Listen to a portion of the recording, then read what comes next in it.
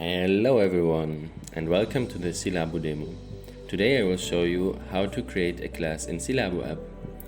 On your home screen, click on Create Class. Afterwards, you choose whether you want to teach your students or learn with peers. The first button, I'm learning with my friends, is for peer-to-peer learning groups, and the second button, I'm teaching my students, is for teaching students. In the next step, you add basic details, such as a photo for your profile and the class name. And finally, you choose whether it's a public class or a private class. Public classes can be accessed and joined by anyone in Silabu app, while private classes can only be joined upon invitation. Congratulations, the basic setup is done. For the advanced setup, click on drop-down arrow.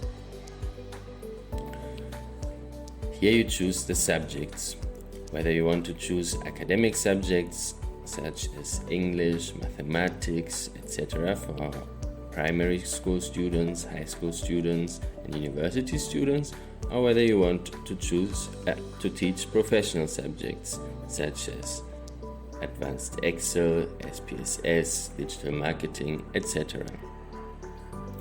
After you choose the subjects, you will get to class objective. This is a very important field because this is what students who are interested in your class will see before joining. So you have to write a very convincing objective here.